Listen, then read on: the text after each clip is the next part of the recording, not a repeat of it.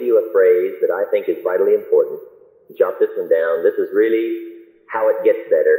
This is really how your adventure and achievement can begin when you understand this.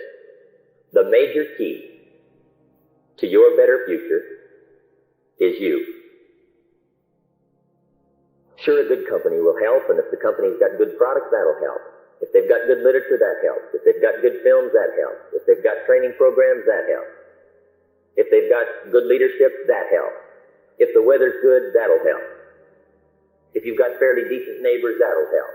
If there aren't tragedies going on in the community, that'll help. If it isn't too hot, that'll help. If it isn't too cold, that'll help.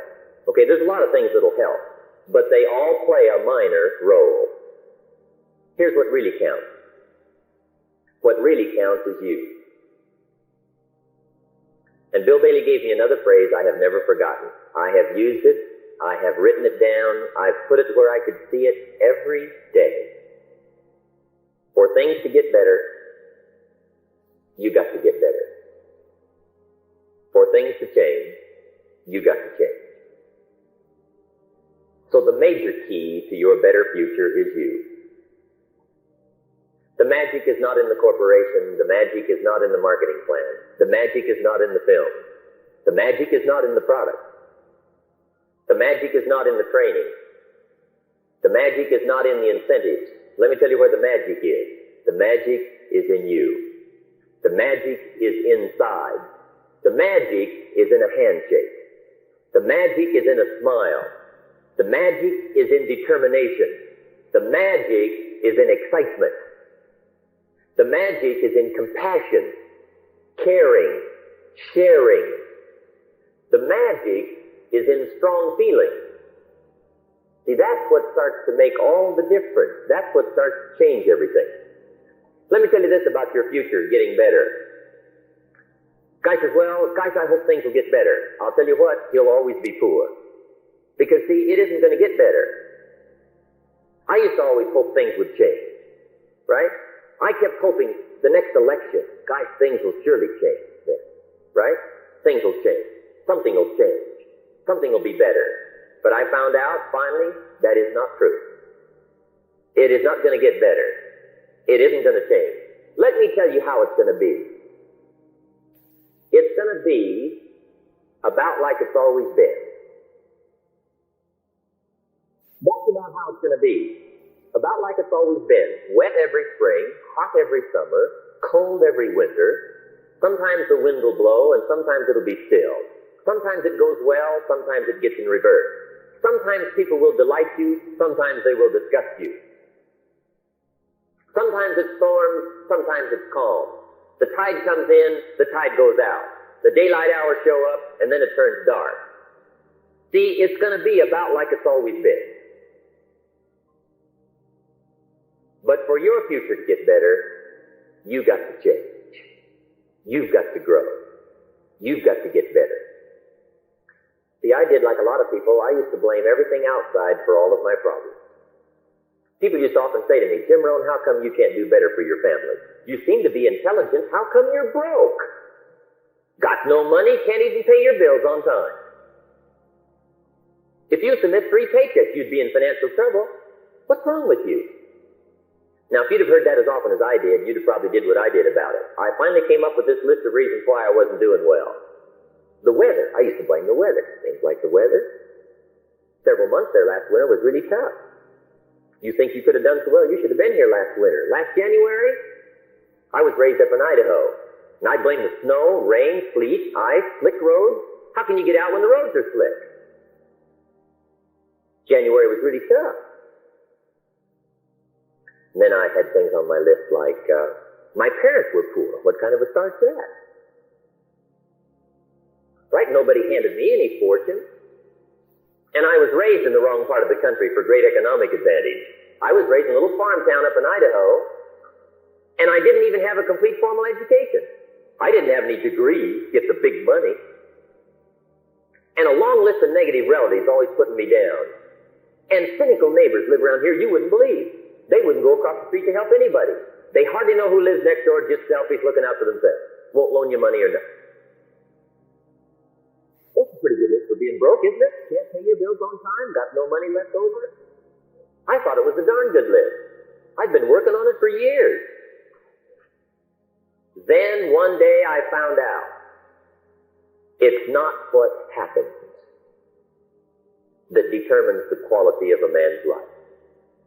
It's not what happens. Because you see, what happens to everybody. The same thing can happen to two different people. One gets rich, the other stays poor. What's the difference? The difference is what you do about it. Somebody says, yeah, but you don't understand the disappointments I've had. Come on, everybody's had their share of disappointments. Disappointments are not special gifts reserved for the poor. Everybody's got them. Everybody gets disappointed. The difference, what you do about it, see, makes all the difference in the world. It's not the weather. I used to blame the weather. Found out it rained on the rich. Guy's got a $100,000 home, got snow in his yard. That's incredible. How could that happen? See, it's not the weather. It's not disappointment. It's not what happened. It's what are you going to do about what happened. Do you know how long it takes to turn your life around, completely around? One day. That's all it takes. One day. And there are three major ingredients in that day that could make it one of the greatest days in your life. Number one, disgust. See, sometimes that's what it takes to really start making some changes. Number one is disgust. Disgust with poverty. Disgust with mediocrity. Disgust with just dragging along. Disgust with just getting by. Disgust with the embarrassment of poverty. Disgust with not being able to pay bills on time. Disgust with being under the gun. Disgust with having to deny yourself and your family things they really need. Finally, you have had it. Hey, that could be a great day when you finally have had it right up to here. When a man finally has it with niggling about poverty. A day finally arrives when he said, I have had it. I know my wife's been going to the supermarket, and he said, I know she's there looking at 2 cans of beans, 1 can for 39 cents, 1 can for 37 cents, and he said, I know she's going to buy the 37-cent can of beans, and she doesn't even like the brand. Do you know why she's going to buy the 37-cent can of beans instead of the 39-cent can of beans? Do you know why? To save 2 cents. And the man finally says, I have had it. With that kind of niggling, with walking around on your financial needs, with eating that kind of dust of poverty, I have had it. So number one, to make it one of the greatest days of turnaround in your life, number one could well be disgust. Weary of how it's been. Here's the second ingredient, decision. Decide what you're going to do.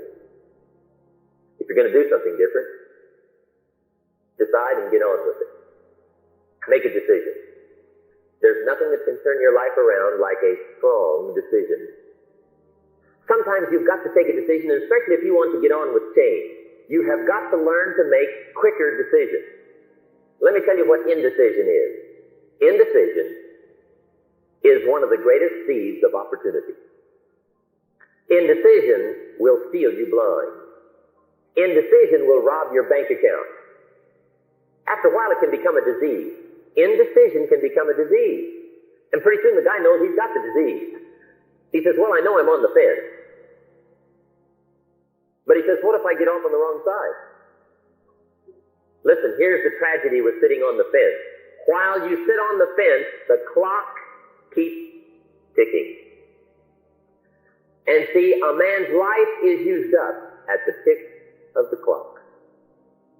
See, a man's life is the most precious thing he really has. I was talking to a guy on the phone the other day, and I said, what are you doing right now? And he said, just killing time. I said, oh, no. You got a little and you're killing part of it. You know, that's incredible.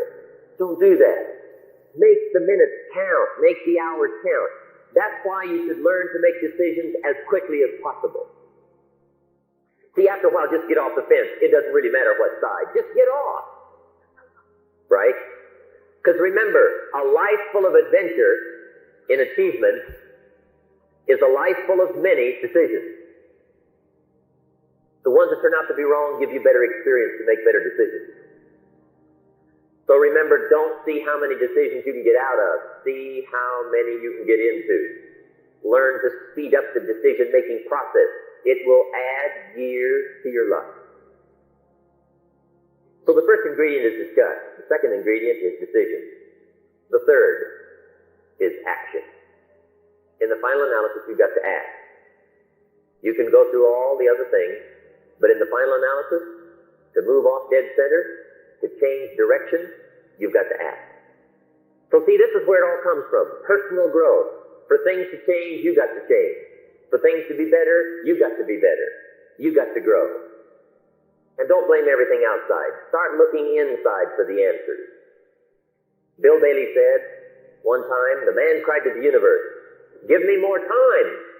And the universe answered back, "There is no more time. Give me more you." Find out how to get more value out of you. Don't live a preoccupied life. Some people, like I did for most of the years of my life, just stumble along. Just stumble along, trying to find the money to pay the bill. Just stumbling, not learning, stumbling. Don't do that. Watch with interest. I read an article once in Reader's Digest, and the title of it was, "Wherever you are, be there. Take an interest. Watch with interest. Don't let success pass you by without scrutiny. Look it over. See it. And then think about it and apply it." So step number one to personal growth is find out how things work. Here's step number two to personal growth. Go to work. I don't care how much you find out. The next key is action. Remember on that day of change, number one is discuss, number two is decision, number three, act. You've got to go to work. And Bill Bailey often tells us, he says, look, just find 3 or 4 things that can help your attitude, your personality, that can help your economic future. Just find 3 or 4 ideas, 3 or 4 things, and go to work on them like crazy. And then he said, find 3 or 4 more, go to work on those like crazy. And Bill Bailey always says, caution, don't wait till you've learned 3,000 or 4,000 things. You know why? You'll use up all the time, and you'll wind up smart and broke. Bill Bailey says it's okay to be dumb and broke. But if a guy's smart and broke, that's pitiful. He says, don't let your learning lead to knowledge. You'll become a fool. Let your learning lead to action. You can get rich. The first one, the law of use. Here's what the law of use simply says. Whatever you don't use, you lose. That means if you tie your arm to your body, leave it there long enough, you'll never use it again. It's over. For lack of use, you could lose the use of your arm. The only way to keep the use of your arm is to keep using it. If you quit, you lose. Just remember that key phrase. If you quit, you lose. Now, what's important to understand is the same thing that goes for your arm goes for your brain. That's important to know. The same thing goes for all the human virtues. Ambition, unused, tends to diminish, shrink, forfeit. And it could very well be over. In fact, it might be over before the man dies. Like his arm is now no longer, he can no longer use his arm because he hasn't used it. He may not be dead, but it's over for his arm. The same is true of ambition. Ambition unused deteriorates. It shrinks. It becomes less. Courage, unused, tends to diminish. Compassion, unused, tends to diminish. Strong feeling, unused, tends to diminish. Excitement, unused, tends to diminish. Finally, after a while, there's just hardly anything that'll excite you. There are so many years of disuse that now it's pretty well over.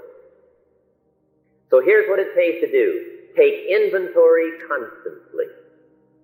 Make sure that everything you possess in the way of talent, ingenuity, activity, energy, vitality, your brain power, your thinking power, your acting power, your ability, make sure that all of that every day is being used. Otherwise, you are losing, losing, losing, losing, losing. Here's the second law, the law of averages. The law of averages, as taught in the Bible. Here's what the law of averages means. If you do something often enough, if you do something over and over and over, you will get what we call a ratio of results. A ratio. Here is the key to understand about the law of averages. The law of averages will work for anybody who wants to try it. From all that we've known about sales of the law of averages, that is true. If you knock on enough doors, somebody will buy. Some won't be home. Some may not want to be disturbed. Some may have, plenty of what you've got to sell, so they don't really need any. But sure enough, if you knock on enough doors, somebody will buy. I mean, they will buy from a 10-year-old. You can start a ratio going no matter how young you are, no matter how poor you are. A ratio will develop for anybody that's willing to try. Keep on planting. See, that's the key. Get your ratio going. Right? Some people are going to take the world apart. They don't show up at the third meeting. Guy says, hey, this is the greatest thing I've ever seen. And then you can't find it. A guy gets a good idea, and he lets everything else interfere. Little things. Guy says, well, you got to pay attention to all these little things. Yes, that's called the language of the poor. People have the most remarkable ability to major in minor things. Learn not to do that. Learn to do the major things first. Let the minor things slide. Don't do all the list of little things and let the major things slide. Turn your life around on that score. But some people let all of their time get eaten up, and this little plant that could become a money tree, they let it get choked to death by doing all kinds of things. The third law is the law of sowing and reaping. Sowing and reaping. Gosh, for most of my life, I didn't understand much sowing and reaping. Right? I'm just trying to find the money to pay my bills.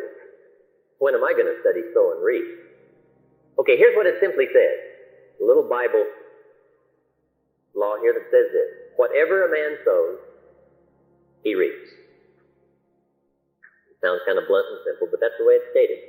Whatever a man sows, he reaps. The first advice I can give you on that is, don't try to beat it.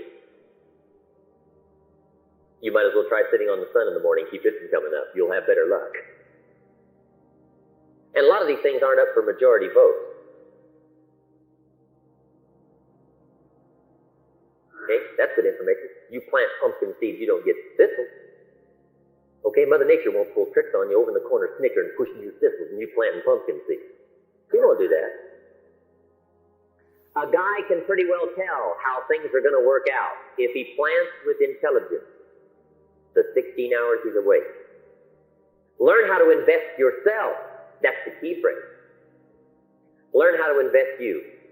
Learn how to invest your handshake, your attitude, your personality. Learn how to invest your excitement. Learn how to invest your invitation. Learn how to invest your compassion, caring. Learn how to invest your strong feelings. Learn how to invest your time wisely. 16 hours, invest wisely every 16 hours. See, that's how you get the better harvest coming in. Now, if you want to become wealthy, here's the key word to wealth: people. Invest in other people. The master teacher said 2,000 years ago, if a man wishes to be great at anything, let him find a way to become a servant of many people. See, people's where the wealth is. Helping other people's where the wealth is. Guy says, well, I can't be responsible for half the community. About the best I can do is take care of myself. Look after myself.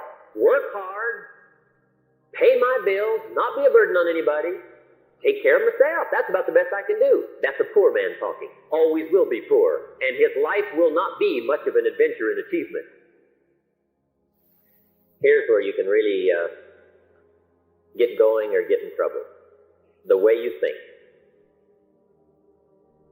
One guy said, it's not my drinking that's got me stinking. He said, it's my stinking thinking that's got me drinking. And that's what can really happen. There's an Old Testament phrase. It covers the heart of the matter. Here's what it says. As a man thinketh, so is he. A man's handshake is the product of the way he thinks. A man's conversation is a product of the way he thinks. The way a man talks is the way he thinks. He talks like he thinks. That's what he wears. That's what he drives. That's where he lives. That's what he earns. That's the size of his bank account. A man's life is a product of the way he thinks. The quality of a man's conversation is a product of whatever gets into his brain. Whatever flows into his brain, out comes the product. And the fabric of a man's life is built from those ingredients that pours into his mental factory. So see, that's what you learn to do. First, shut off the negative. Start substituting the negative for the positive. Throw out the trash. You cannot build a dynamic, successful, prosperous, happy, achieving life with trash ingredients. Start making a deliberate attempt to talk about the good things. Listen to the good things. Read the good things. The challenges. The opportunities. Problem solving. Spend as little time as possible on the problem, most of the time on the solution. Now, I'm not saying that you can get 100% positive and zero negative. That just can't be done. But the better ratio you get here of much more positive and as little negative as possible, that's what starts to change the fabric of your economic, social, and personal life.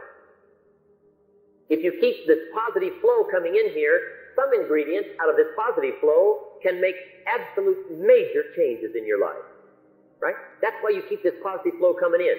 There are some ideas that can do absolute wonders with your bank account and your future if you keep the flow coming in. Okay? Now, some ideas will help you a little, but some ideas, some ingredients are so powerful they can revolutionize your life and your bank account, make you wealthy in more ways than one. So that's why you keep mining this positive flow of ingredients. And it's the same reason why you also shut off the negative ingredients. There are some negative ingredients that'll just kind of keep you poor. Some will just kind of make you limp financially. Some will just kind of, keep you rocking along. And there are some ingredients in this negative box here that will kill you. They'll kill your ambition, kill your desire, kill your strong feeling, kill your compassion, kill you in a very short period of time. Those ingredients are so powerful, you have got to watch like a hawk what gets poured in here. Shut this off, open this up, and watch it change your life.